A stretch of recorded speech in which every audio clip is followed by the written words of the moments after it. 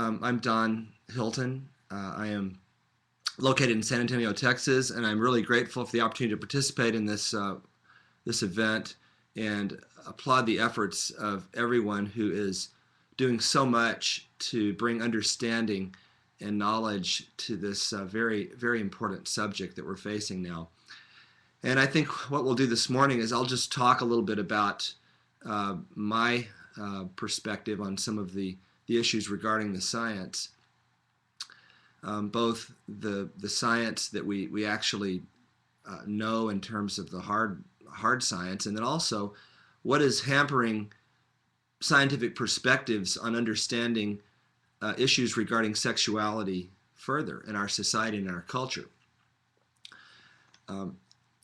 It's interesting that, Will Durant said, moral and aesthetic standards were lowered by the magnetism of the mass, and sex ran riot in freedom while political liberty decayed.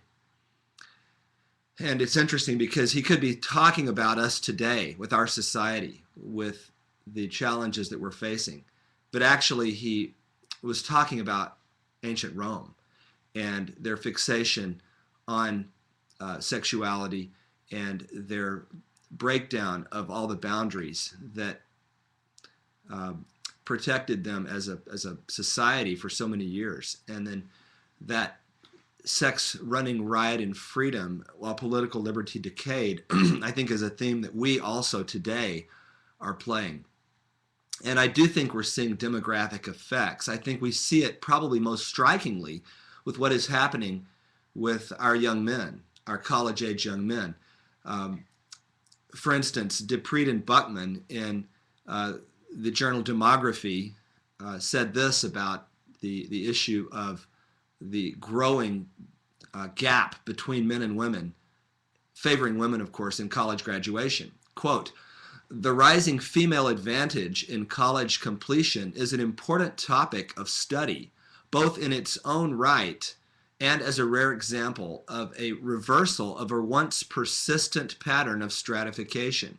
And because of its potential impacts on labor markets, marriage markets, family formation, and other areas, shifting educational attainment rates for men and women could affect gender gaps in wages, labor force participation, and may affect women's decisions to marry, as more of them marry down, delay marriage, or forego it altogether. These changes could have a profound impact on family formation and parenting." I think we're seeing this play out before our eyes demographically and culturally today as this gap is increasing, and our young men are becoming increasingly lost, both culturally and professionally. You may have seen on YouTube The Demise of Guys by Dr. Philip Zimbardo, Professor Emeritus at Stanford University. He talks about boys being 30% more likely to drop out of school than girls, how girls are outperforming boys at every level, from elementary school to graduate programs. There's a 10% differential already in BA programs with boys behind girls. And why? He surmises it's a new fear of intimacy, social awkwardness, loss of language, of the language of facial contact, of the ability to actually communicate with another human being. I mean, we've all seen the teenagers sitting next to each other, texting each other, instead of just communicating and talking.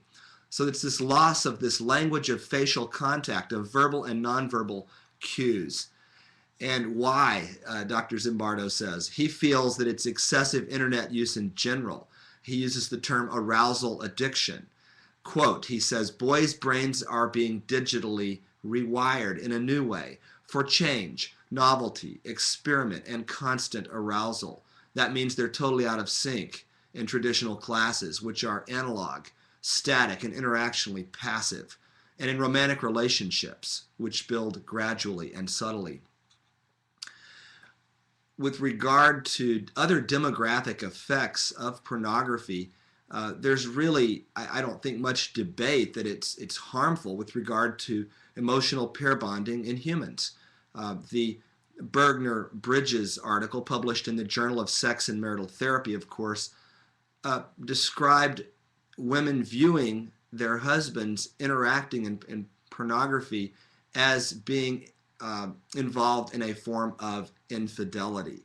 They said, although their partners were not in actual contact with other females, these women clearly viewed the pornographic activities as a form of infidelity.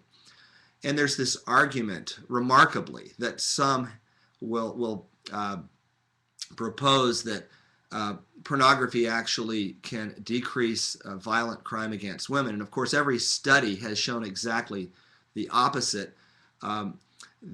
I think the most convincing recent study is the HALT study published in Aggression and Behavior.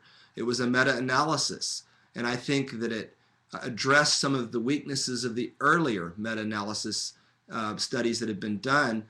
And quote,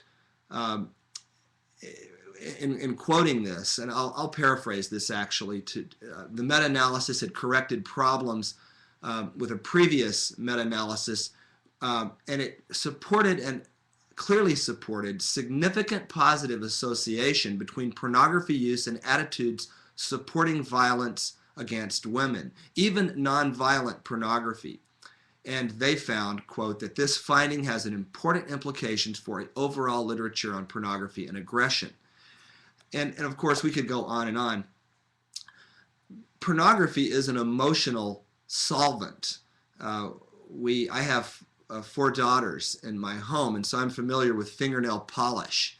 And you can use all the soap and water that you want. You're not going to get the polish off without fingernail polish. It's a solvent. It dissolves these chemical bonds. And that's exactly what pornography does with humans. It dissolves important emotional bonds that hold us together, that bring us together. These the most beautiful emotional aspects of our relationships with other humans, the ability to pair bond and to form families. It's a solvent, pornography is, that dissolves these important relationships. I think the neuropeptide studies that are now emerging, Jung's work with the prairie voles, and then the human work that's been done with oxytocin, the oxytocin vasopressin axis. We know these neuropeptides, which are produced by the posterior lobe of the pituitary gland, are very important with physiologic functioning in human sexuality, in lactation in women. But we now know that these neuropeptides, these brain chemicals, are very important in emotional bonding as well. And I think this is part of the confusion that arises when men and women become addicted to the screen, so to speak, to an electronic sexual medium that then becomes almost another partner in infidelity. And there's a bonding, so to speak, I believe, that occurs, or at least a confusion of the bonding systems of the brain involving these neuropeptides. When human sexuality involves these virtual people, it does become a virtual bond. Tom Wolfe interestingly said, the bigger pornography gets, the lower the birth rate becomes. And of course, he's not demographically naive. I think he has a PhD in American Studies from Yale. He wrote The Right Stuff, The Bonfire of the Vanities. And so when he says this, I think it warrants us considering that. And certainly, if we look at the Western world, we see demography, this demographic decline, what's been called a demographic winter.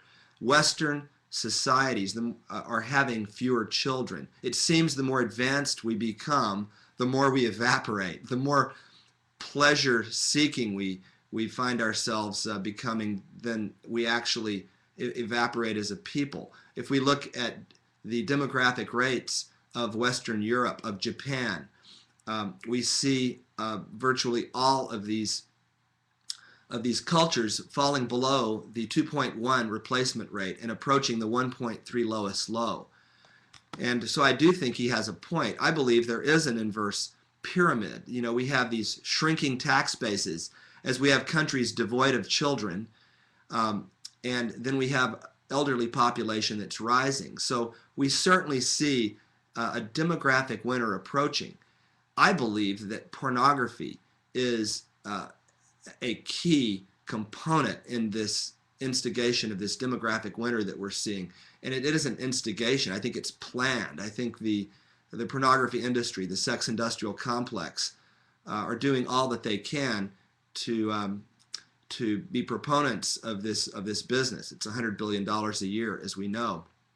Let me maybe use an example to try to describe how I think this we see this within a biological system. In 1869, the gypsy moth was brought to America in an attempt to jumpstart a silk industry. And rarely have good intentions gone so wrong as the unforeseen appetite of these moths for deciduous trees such as oaks, maples, elms. It was devastated forests for the last 150 years. And it was in the early 70s that a paper was first published in Nature which used pheromones, attractants released by these female moths, scents that would allow the male to find the moths, the males to find the females so they could mate. These pheromones were mass produced, and it was found that they could overwhelm the ability of the male to find the female. Now, if you or I were walking in the forest, we wouldn't really notice any pheromone scent, but the moth could. And by mass producing the moth, it would overwhelm the male's ability to find the female. Interestingly, if we look at some of in the papers, that one published in Nature in '71, if we go back and look at some of the wording that was used to describe moths, I think it works very well for people as well. Population control, for instance, by the use of sex pheromones to inhibit orientation between the sexes. So that was talking about moths, and certainly I think with pornography it's talking about people now as well. Again, another quote, "Pre-mating communication between the sexes can be disrupted by permeating the atmosphere." And that's certainly happening with the electronic atmosphere. Another paper came out later, but I think the '71 paper, in terms of finding some real quotes that describe what's happening, for instance, another quote, "Mass trapping or permeation of the air with pheromones can prevent male gypsy moths from finding mates."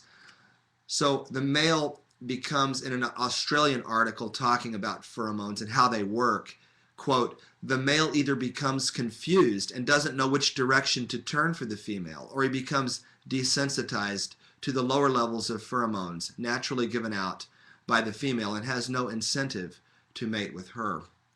This is happening with people now as well.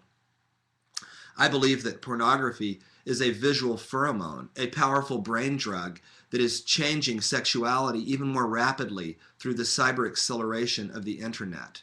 It is inhibiting orientation and disrupting pre-mating communication between the sexes by permeating the atmosphere, literally, through electronic media. It works in moths, and it works in people as well. In the 50s, Hugh Hefner published Playboy, and he once said that if Kinsey was the prophet, I'm his pamphleteer. And of course, Alfred Kinsey's book in '48, Human Sexuality, or Sexuality in the Human Male, started this facade of academic respectability with unbounded sexuality.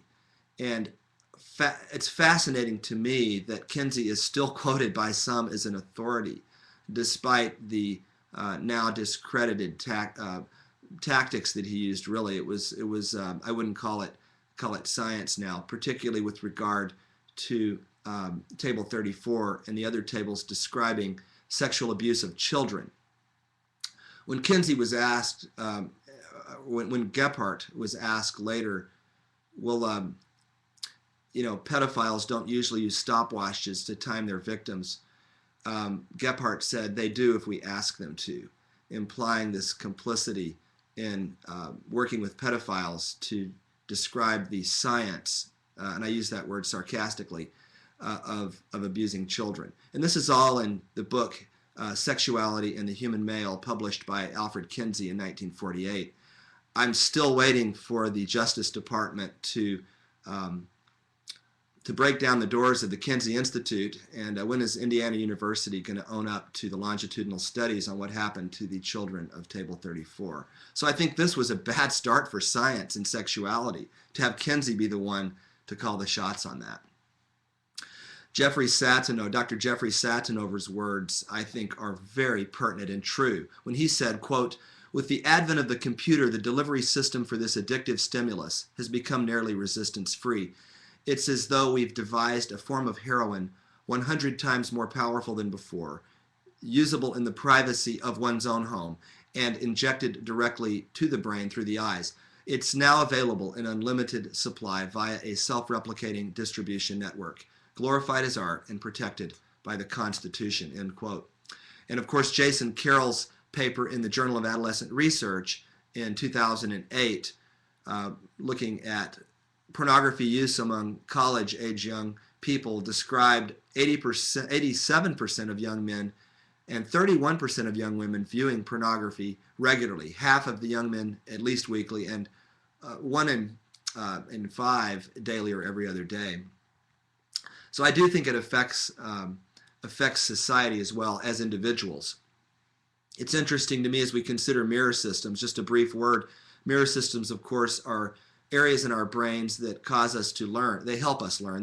They actually allow us to mirror what we're seeing. The initial studies on primates looking at mirror cells have now been looked at least examined in humans with regard to systems versus just cells.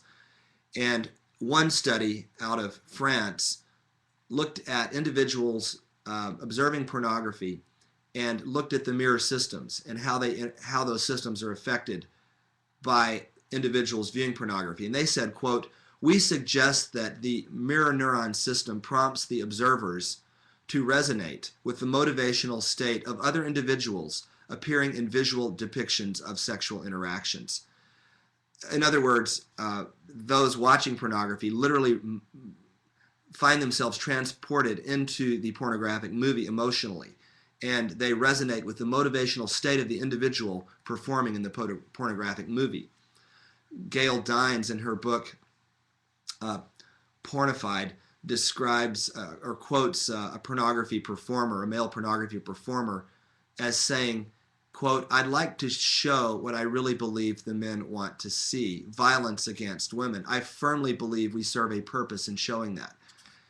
That's a terrifying statement when we consider that resonate with the motivational state quote from the journal article in Neuroimage.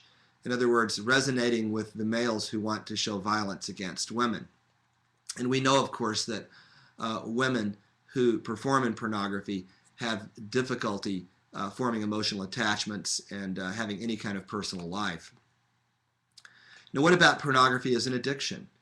We've heard the pornography industry certainly say that whereas it may be a bad habit, it's certainly not addictive. Addiction, of course, is reserved for substances such as alcohol, tobacco, and illicit drugs.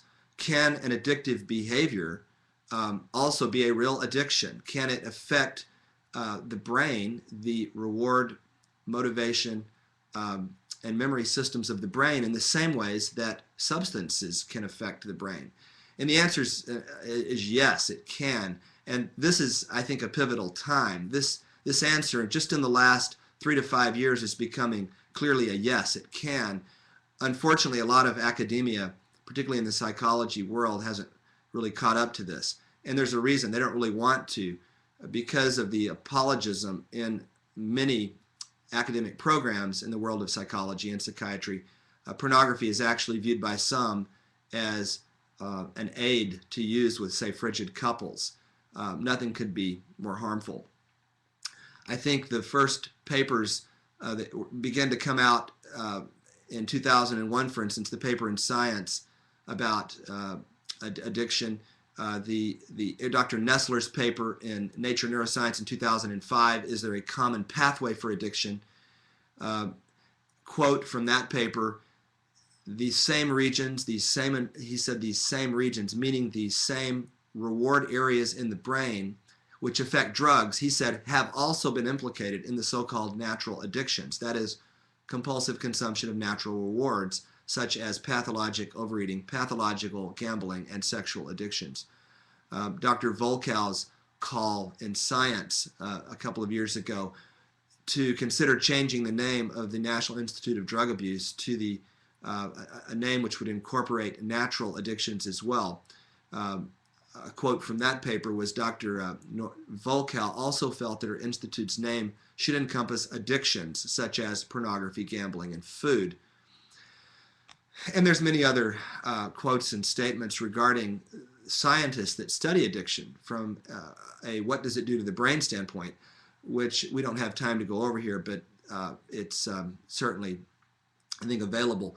The study that came out last year in the journal, American Journal of Drug and Alcohol Abuse, in other words, this is a journal dedicated to substance abuse addiction, looking at sexual addictions by Garcia and Thibault, quote, the phenomenology of excessive non-paraphilic sexual disorder favors its conceptualization as an addictive behavior rather than an obsessive-compulsive or an impulse control disorder. And we see this more and more. I think the debate ended in terms of the science with the August release of the American Society of Addiction Medicine's new definition of what is addiction.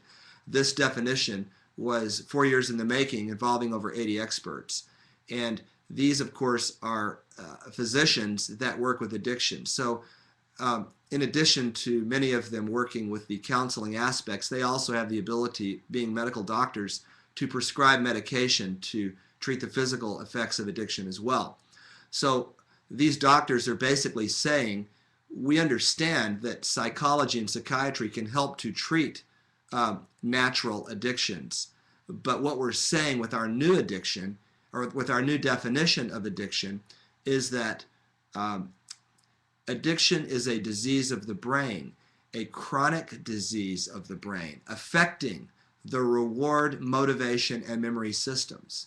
So for the first time, this group of physicians is saying it's about the brain, not the behavior. The behavior can vary, but it's about the behavior causing the brain to change the way it processes rewards and causing microphysical and physical and neurochemical changes in the way the brain works. It is a disease of the brain. It causes the brain to physically function in a pathologic mode.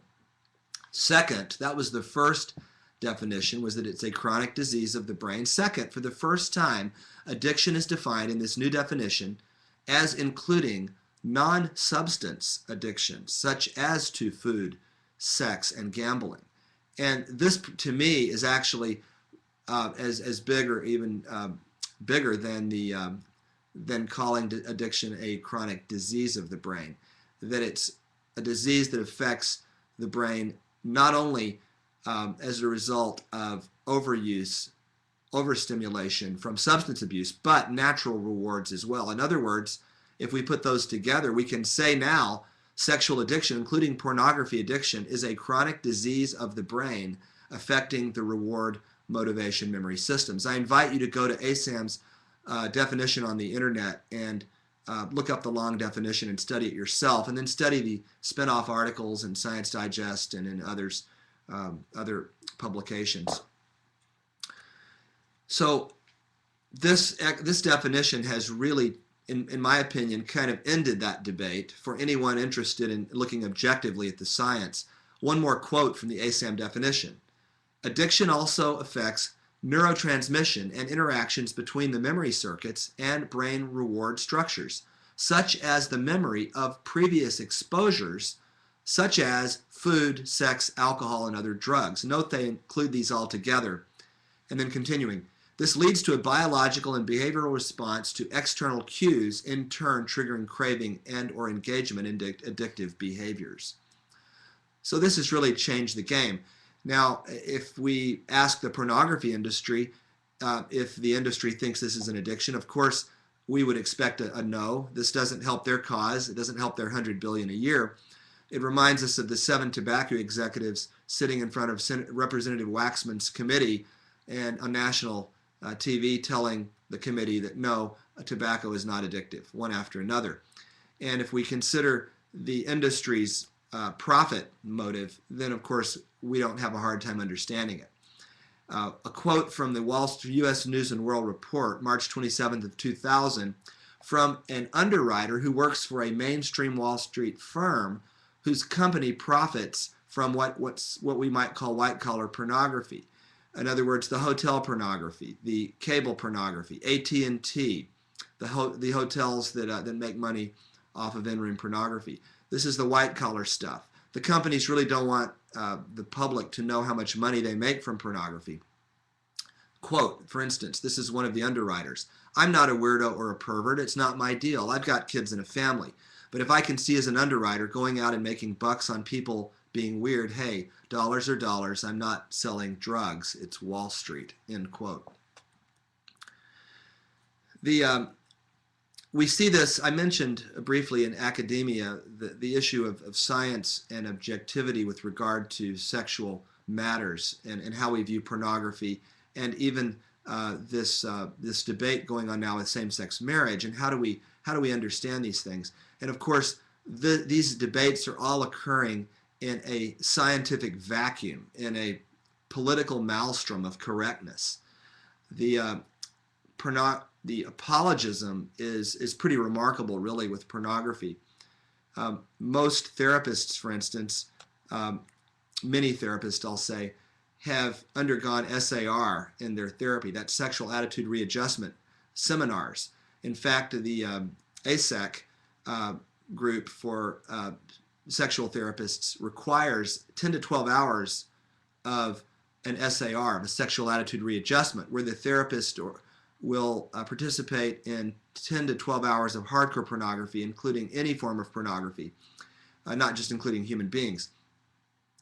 Wendy Maltz underwent an SAR training and used pornography for many years as a therapist, and yet now has said, quote, as a sex therapist, she now is opposed to using pornography therapeutically, and said, quote, as a sex therapist, I'm amazed that what I once saw as a liberating sexual experience and a therapeutic option for improving sex with an intimate partner has evolved into something that can easily hijack and harm people's sexuality.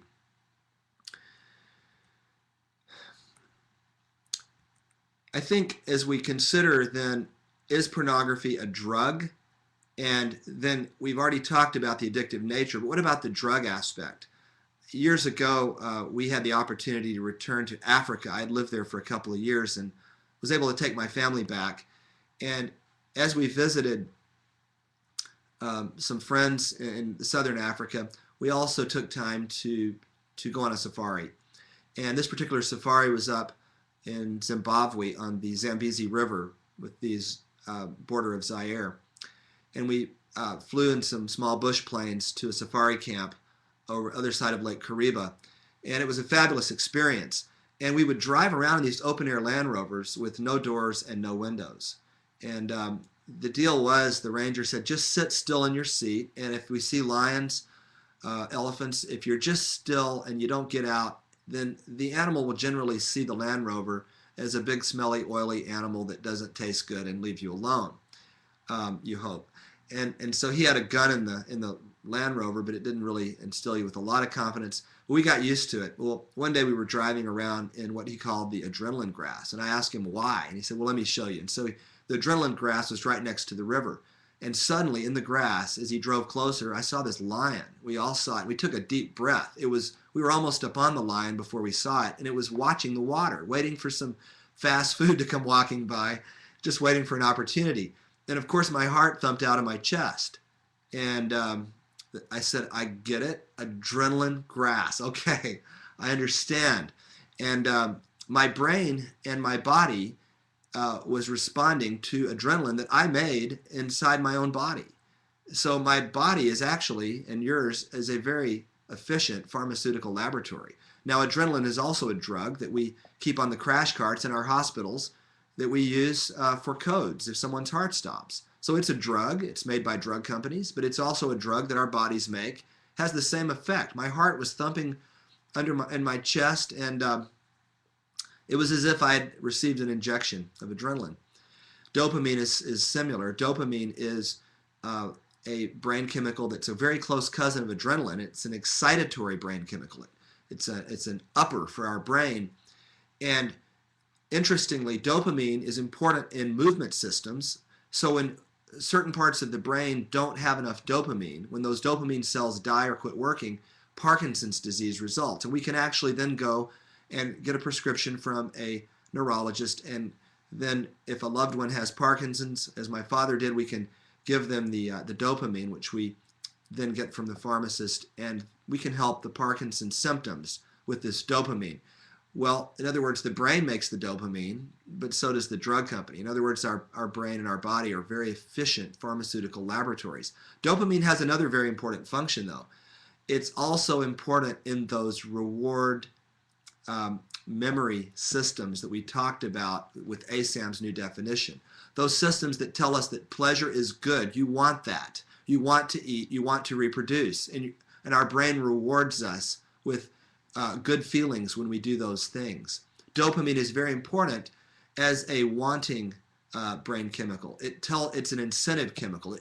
We think that it focuses more on the wanting aspect of it. And there's other brain chemicals that are more important in the satiation part of it, the opioids and some of the others that allow us to appreciate the more resolution phase of those pleasures. But dopamine's important in wanting it. So dopamine elevates with sexuality, and it's the highest natural spike we get with sexuality. And of course, substances such as cocaine and opioids and other externally administered drugs, they really spike dopamine, more so than naturally. But the result of overstimulation chronically is the same, whether it is a drug that we ingest or whether it's a behavior that we indulge in unusual amounts or in hyperindulgence, so to speak. So just considering then other addictions such as gambling, gambling does the same thing. Internet use can become an addiction even without pornography. I like Dr. Nestler's comment in the American Journal of Psychiatry in 2006. It was a paper titled Pathological Gambling, focusing on the addiction, not the activity. That's an interesting title for pathologic gambling, focusing on the addiction, not the activity. One, he's calling pathologic gambling a real addiction, and he's saying it's not the activity, whether it's a drug or gambling, a behavior, they're still addictions. And he said, quote, emerging concepts suggest that addictions, meaning all addictions, both drug addictions and natural addictions, converge on a common circuitry in the brain's limbic system, the mesolimbic dopamine system. The implication of this observation, also being borne out in research, is that human addiction involves powerful emotional memories. I like Kauer and Malinka's statement in Nature Reviews Neuroscience in 2007, and they were describing the cellular mechanisms of addiction at the brain level, and they said addiction represents a pathological yet powerful form of learning and memory. This is certainly true for pornography addiction. In terms of looking at the craving side, I was privileged to be part of a paper which published earlier this year in the Proceedings of the National Academy of Sciences. I was very gratified to be a co-author on this paper. The title of the paper is Relation of Addiction Genes to Hypothalamic Gene Changes Subserving Genesis and Gratification of a Classic Instinct Sodium Appetite. Was our paper talking about pornography addiction? Absolutely not. Our paper was looking at a natural instinctive craving that is essential for the survival of our organism, of our body. And yet these same systems, it turns out, when there's a craving that occurs and it's sensed in the hypothalamus, and when we consider that DNA not only forms the structure of our body, but it also produces neurochemicals that cause us to crave, to desire, to survive. It turns out that these same chemicals that are produced with severe craving states, such as salt, which is specifically what our paper was about, are also the same DNA genes that are produced that are activated with drug addiction, such as cocaine and opioids. And this had never been shown before. And this craving was blunted with dopamine antagonists as well, which strengthened the kind of addictive relation. So that's really what our paper showed, was that salt is related to this. We haven't shown anything else at this point, but I think to me, it's a powerful corollary. Quoting from our paper, we talked about a usurping of pleasure reward systems important in survival. And that's what I think happens with all natural addictions. Now that we're looking at the other side, there's a usurping, a hijacking of what should be garnishes to life, of pleasure systems that help us appreciate life and survive. And with addiction, these garnishes become the main course. Dr. Nestler's work on delta phos-B is important. Delta phos-B is a brain chemical that was discovered over 10 years ago in animals that were models of drug addiction. And it was felt to be a marker for drug addiction at that time. And it was found widely in multiple animals that were modeled for drug addiction. And more recently, several papers have described delta phos-B in specific, and it's seen in different brain areas with stress and other things, but specifically in the medium spiny neuron of the nucleus accumbens, which is that pleasure center, the holy grail of that pleasure center. Delta phos-B is seen increasing to what we might call pathologically high levels, because it's involved in animals that overconsume not only drugs but natural rewards as well. Delta phos-B has been found in hyperconsumptive models for food, sex, and even for exercise models as well. So this also strengthens this relation.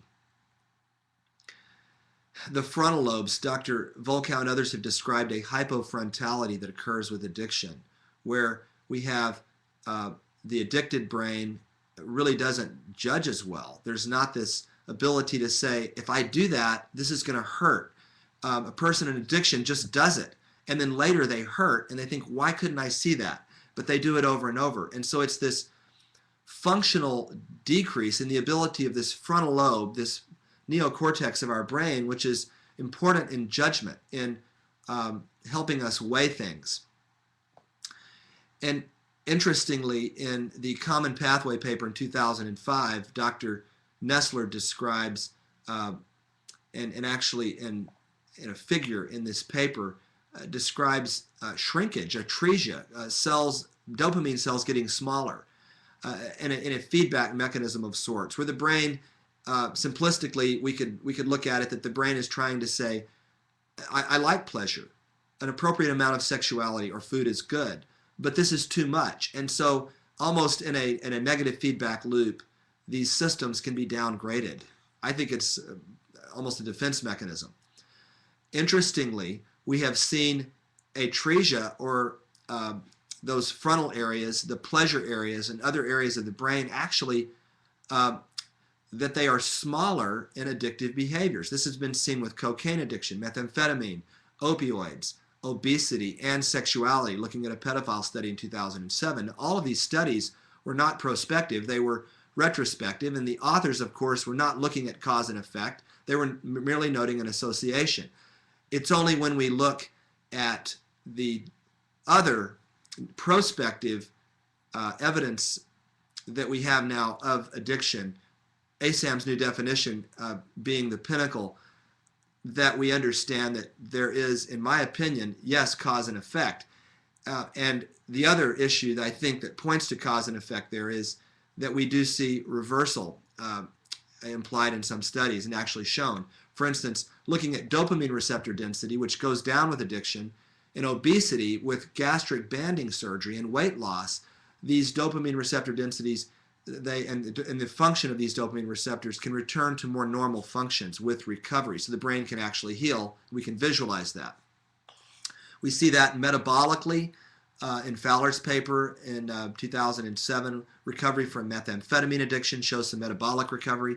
And in a study out of Korea, the shrinkage or the atrophy or atresia that we see in some of the methamphetamine addiction regions actually increased and reversed to more normal volumes with recovery. And I think this is a very strong indicator that no, these all these individuals weren't born with the smaller, at least many of them weren't born with atretic frontal lobes and pleasure systems, but rather that there's reversibility. And so this reversibility implies causation.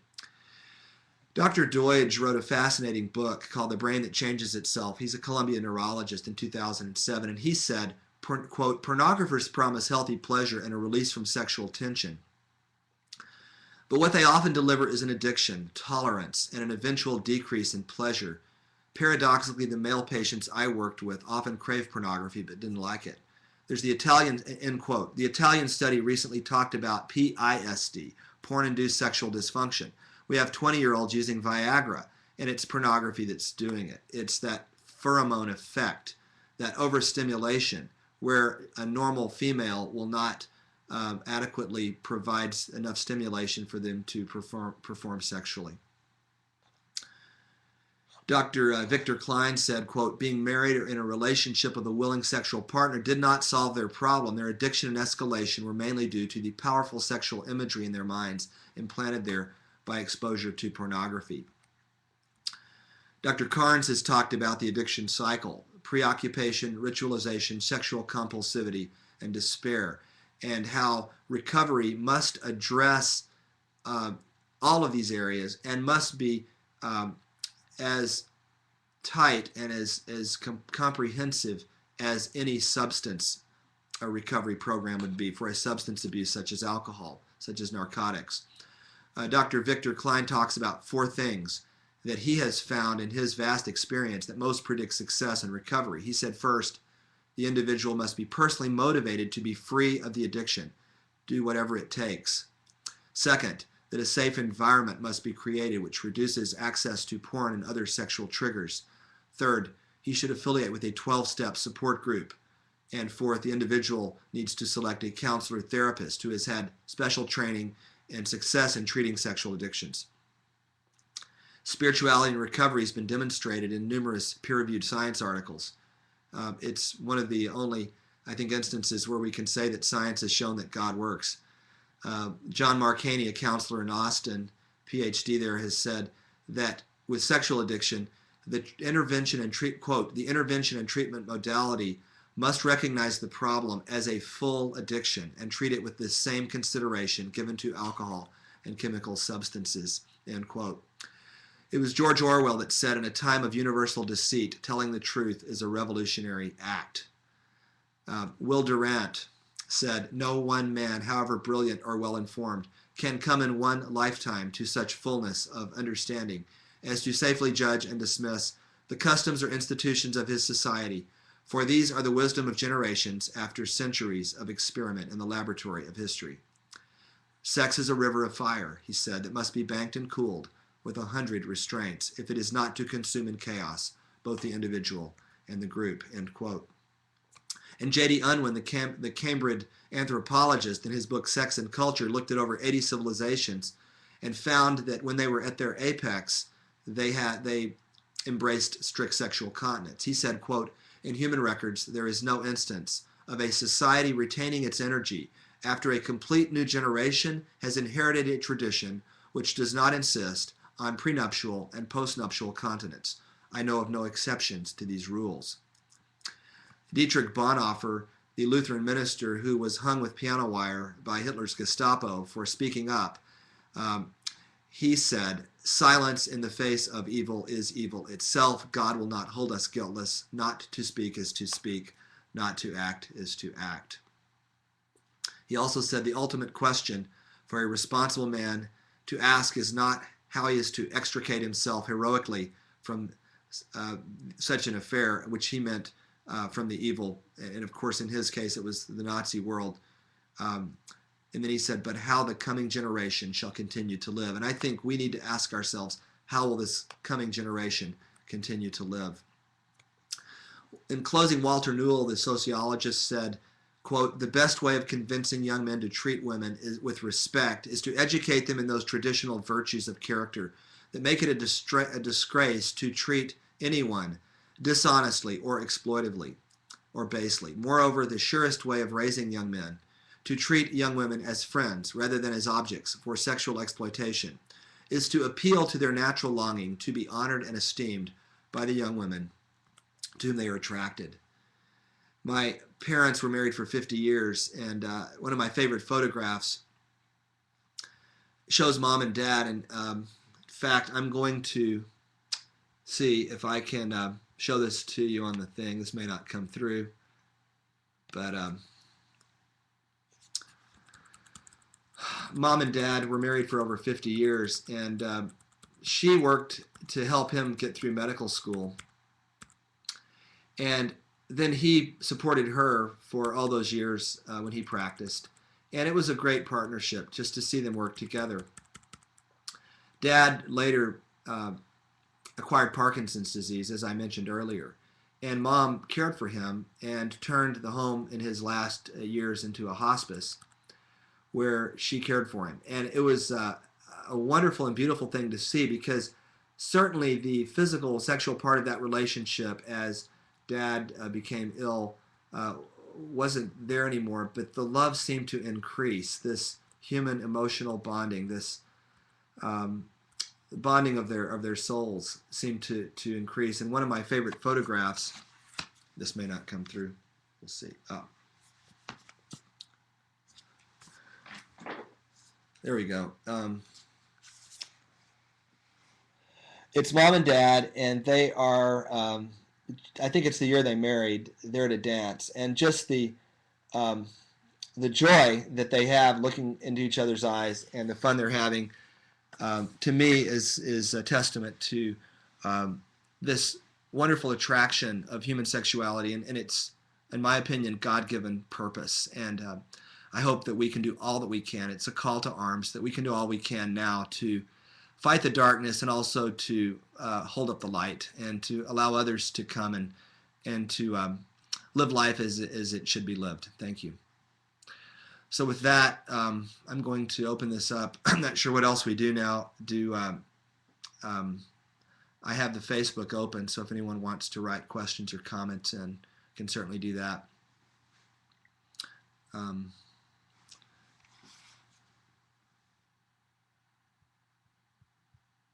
So I have supposedly up to an hour. So questions, comments, or interaction.